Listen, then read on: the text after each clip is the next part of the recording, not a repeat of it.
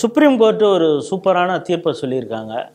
அது தொடர்ச்சியாக ஊடகங்களிலே பேசக்கூடிய அதாவது பாஜக எதிர்ப்பாளர்கள் அவங்க வச்சிருக்கக்கூடிய பிரச்சாரமாக இருக்கட்டும், எதிர்கட்சிகள் தொடர்ந்து சொல்லி வந்த பிரச்சாரமாகட்டும், இதுக்கெல்லாம் முற்றுப்புள்ளி வைக்கிறது மாதிரி ஒரு தீர்ப்பு சொல்லியிருக்காங்க. ஏன்னா ஒருத்தர் கேஸ் போட்டிருக்காரு. என்னென்னா பேலட் பாக்ஸ் தான் இனிமேல் இது பண்ணோம், இவிஎம் மிஷின், ஏன்னா அதை ரிக்கிங் பண்ணிடலாம் அப்படின்ட்டுருக்காரு.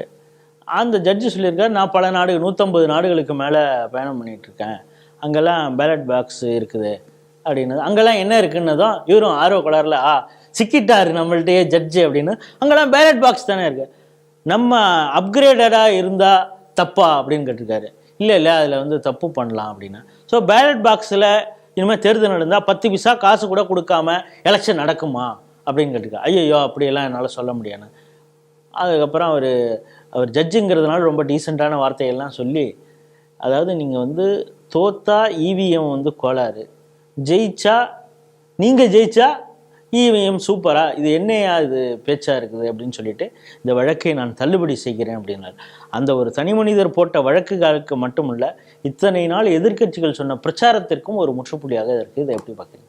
அதில் அந்த ஜட்ஜு ரொம்ப சூப்பராக அவர் என்ன கேள்வி கேட்குறாரு. அவர் நீங்கள் யார் அப்படின்னோடனே, நான் ஒரு தன்னார்வலர், நான் இத்தனை லட்சம் பேருக்கு நான் உதவி செஞ்சுருக்கேன்.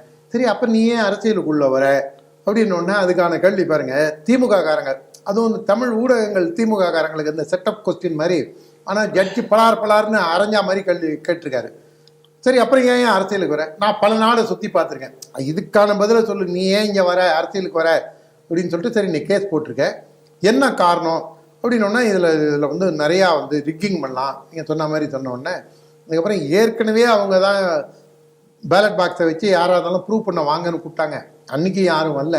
இப்போ இதில் எப்படி ரிக்கிங் பண்ண முடியுங்கிறது நீ அப்கிரேடடாக இல்லாமல் பின்னோக்கி போகலாம் வாங்குற அப்படின்னோடனே அதுக்கு அவர் சொல்கிறாரு, இல்லை ஏற்கனவே இவர் சந்திரபாபு நாயுடுவும் இவரும் ஜெகன் ரெட்டி அப்புறம் இன்னொரு ஆள் யாரையோ ஒருத்தர் 3 பேரை 3வது ஆளாக சொல்லிட்டு இந்த மாதிரிலாம் அவங்களே சொல்லியிருக்காங்க அப்படின்னோடனே அதுக்கு ஜட்ஜி சொல்கிறாரு, யோ இதை சந்திரபாபு நாயுடு தோத்து போன போது சொன்னாரியா, இப்போ ஜெயிச்சவர் ஏன் அதை சொல்லலை அப்படின்னு பலார்னு தூக்கத்துலேருந்து முழிச்சுக்கடா அப்படின்னு சித்தப்பிரம மாதிரி ஓங்கி 2 அறை விட்டு அவருக்கு சட்ட ரீதியான 2 அறையை விட்டு அவருக்கு பதில் சொன்ன உடனே இந்த கேஸை தள்ளுபடி பண்ணுறேன்ட்டாரு. அதுக்கு ஃபைனுன்னு ஏதாவது போட்டிருக்காரான்னுங்கிறது தெரியல. ஆனால் இது அந்த பால்ங்கிற வழக்கறிஞருக்கு மட்டும், அந்த என்ஜிஓ நடத்துகிறவருக்கு மட்டும் இந்த பதில் இல்லை. இந்த பதிலானது யாருக்குன்னா ஜெயராம் ரமேஷ் போன்றவர்களுக்கு. ஜெயராம் ரமேஷ் பாவங்க, அவர் ராகுல் காந்தி சோனியா காந்தியோட கையாளாக இருக்கார். இப்போ கூட சில பேர் திரும்பியும் தமிழில் கதற ஆரம்பிச்சிட்டாங்க. அதுவும் தமிழ்நாடு காங்கிரஸ் கமிட்டிலேருந்து விவாதங்களுக்கு வரக்கூடிய நல்ல மனித தேசியவாதிகள் கூட இது பிஜேபி இவிஎம் வச்சு ஜெயிச்சிருச்சு. அப்போ கார்த்தி சிதம்பரம் சொல்லியிருக்காரு, அது அவரோட சொந்த கருத்து. அப்போ அவரோட சொந்த கருத்து சொல்கிறவரை, அதுவும் சோனியா காந்தி ராகுல் காந்தியை சேலஞ்சு பண்ணி, சோனியாவும் ராகுலும் இவிஎம் தாங்க பிரச்சனை அப்படிங்கிறாங்க. அவங்க ஏன் அவங்களால ஜெயிக்க முடியல தேர்தலில், ஏன் அவங்களால? ஏன்னா பாதி நாள் இவர் பட்டாயா போயிடுறாருல, பட்டாயாவில் போய் என்ன பண்ணுறாருன்னு எனக்கு தெரியாது. ஆனால் இங்கே இவர் மக்களை சந்திக்காமல் மோடி அமித்ஷா அவங்கள ஆரம்பித்து கடைசி தொண்டனாக இருக்கிற நாம் எல்லாருமே ஒரு பொலிட்டிக்கல் அனிமலாக, பிஜேபியில் எல்லாருமே ஒரு பொலிட்டிக்கல் அனிமலாக, இது 24/7 × 365 பொலிட்டிக்கல் ஒர்க்கை இது பண்ணுறோம்.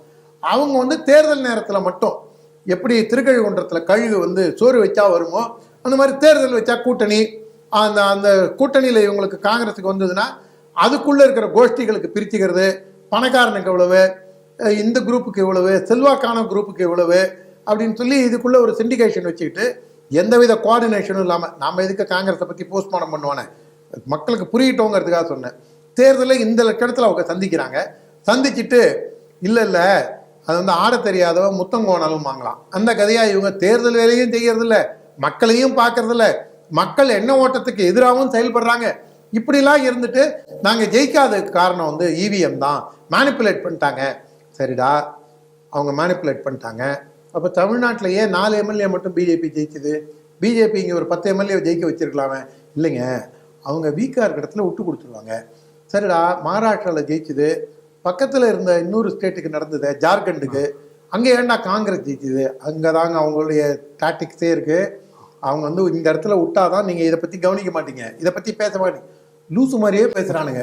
இதை பார்க்கும்போது நாமளே லூசு மாதிரியா அதான் மென்டல் ஹாஸ்பிட்டல் இருக்குமோங்கிற ஒரு டவுட்டே நமக்கு வந்துரும்னு வச்சுங்க. கிட்டத்தட்ட அந்த அளவுக்கு சித்த கலக்கம் இருக்கிற மாதிரியே இந்த மாதிரி பேசுகிறவங்கலாம் எனக்கு ஒரே ஒரு ஆசை தாங்க.